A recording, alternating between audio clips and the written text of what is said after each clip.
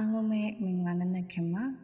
ခေယူနာတော်သည်နံနက်တိုင်းအသက်ဖြစ်သည်လို့ဆိုထားတဲ့အတိုင်းဒီနေ့မနက်ခင်းမှာလည်းအသက်တော်ခေယူနာတော်နဲ့အတူဘုရားသခင်နဲ့အစပြုနိုင်ဖို့ Start Your Day with God ရဲ့ Drops of Light အစီအစဉ်ကနေကြိုဆိုလိုက်ပါတယ်အားလုံးတို့ဒီနေ့မှာတော့နှိမ့်ချခြင်းစိတ်ကိုမွေးမြူပါဆိုတဲ့အကြောင်းအရာလေးကိုဖတ်ပြပေးသွားမှာပဲဖြစ်ပါတယ်နှိမ့်ချခြင်းဆိုတာ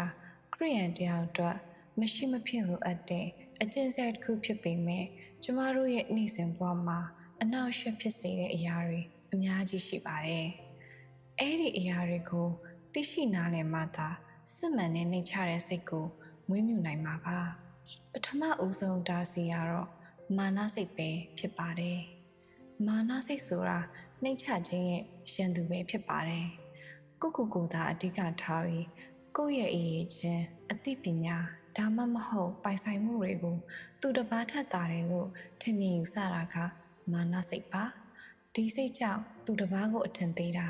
သူတို့ရဲ့အကြံဉာဏ်တွေကိုလက်မခံတာမျိုးတွေဖြစ်လာနိုင်ပါတယ်မာနစိတ်ကနှိမ့်ချခြင်းကိုအဓိကတားဆီးတဲ့အရာပဲဖြစ်ပါတယ်ဒုတိယဒါစီကတော့သူတစ်ပါးနဲ့နှိုင်းယှဉ်ခြင်းပဲဖြစ်ပါတယ်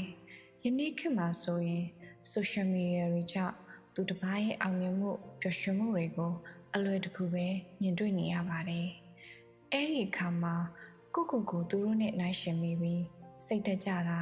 ဒါမှမဟုတ်မနာလိုစိတ်တွေဖြစ်ပေါ်လာနိုင်ပါတယ်။ဒီလိုနှိုင်းယှဉ်မိတဲ့အခါကိုယ်တိုင်ဘာမှမဟုတ်ဘူးလို့ထင်လာတတ်တယ်လို့အခြားသူတွေကိုလည်းကိုယ်ထင်နေကြတယ်လို့မြင်တတ်တာကြောင့်နှိမ့်ချခြင်းကိုတားဆီးနိုင်ပါတယ်။တတိယဒါစီကတော့အစွဲလန်းကြီးသောစိတ်ပါအောင်မြင်မှုပိုင်ဆိုင်မှုယာရုနေရာတွေအပေါ်မှာဆွဲလန်းတဲ့စိတ်ကလည်းနှိမ့်ချခြင်းကိုတားဆီးပါတယ်ဒီလိုအရာတွေရရှိဖို့အတွက်ဘုရားသခင်ကိုယ်တော်နောက်ခံထားနိုင်တာမျိုးတွေဖြစ်လာနိုင်ပါတယ်ယာရုအာဏာကိုရရှိလာတဲ့အခါမှာလည်းကိုအရေးပါသူသူများထက်သာသူလို့ထင်မြင်လာတာကြောင့်နှိမ့်ချဖို့ခက်ခဲလာနိုင်ပါတယ်စတုထမြောက်ဒါစီကတော့ဝေဖန်တတ်သောစိတ်သဘောရှိခြင်းပဲဖြစ်ပါတယ်။သူတစ်ပါးရဲ့အမားကိုပဲအမြဲလျှောက်ဖွေနေတတ်တဲ့စိတ်ကကိုမှန်ကန်တယ်လို့အထင်ရောက်စေပါတယ်။အခြားသူတွေကိုဝေဖန်နေခြင်းအပြင်ကို့အမားတွေကိုမမြင်နိုင်တော့ပဲကိုကသာအရာရာမှာပိုကောင်းတယ်လို့ယူဆလာနိုင်တာမို့ဒီလိုစိတ်ကနှိမ့်ချတဲ့စိတ်ကိုဖုံးလွှမ်းသွားစေပြီးအခြားသူတွေအပေါ်ကိုချင်းစာစိတ်ပျောက်ဆုံးစေတာပဲဖြစ်ပါတယ်။ပစ္စမမြောက်နောက်ဆုံးဒါစီကတော့ဘုရားသခင်ကိုမေ့လျော့ခြင်းပါနှိမ့်ချခြင်းရဲ့အရင်ကအုံမြင့်ဟာဘုရားသခင်အပေါ်မှာတည်ပါတယ်ကိုဘဝရဲ့အောင်မြင်မှုအလုံးဟာကိုယ့်ရဲ့ကြိုးစားအားထုတ်မှုကြောင့်မဟုတ်ပဲဘုရားသခင်ရဲ့ကျေးဇူးတော်ကြောင့်ပဲဆိုတာကိုမေ့လျော့သွားတဲ့အခါကိုယ်ပိုင်မာနတွေတက်လာနိုင်ပါတယ်ဘုရားသခင်ကိုမေ့လျော့ခြင်းကနှိမ့်ချခြင်းကိုအဓိကတားဆီးတဲ့အရာပဲဖြစ်ပါတယ်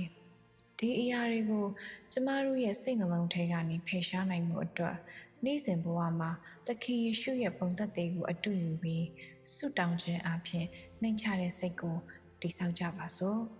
။ရန်တွေ့လိုသောစိတ်အချီးနှီးကြော်စောကိတ္တိကိုတတ်မှတ်သောစိတ်ရှိ၍အဘယ်မှုပုံမျှမပြုကြနဲ့။သူတစ်ပါးသည်ကိုထပ်သာ၍ကောင်းမြတ်သည်ဟုနှိမ့်ချသောစိတ်ရှိ၍တရားကိုတရားထင်မှန်ကြလော့။ဖိလိပ္ပိအခန်းကြီးနှင့်အငယ်3အကျဉ်သူသည်မိမိကိုချီးမြှောက်အပ်ထိုသူသည်နှိမ့်ချခြင်းသို့ရောက်လက်တံ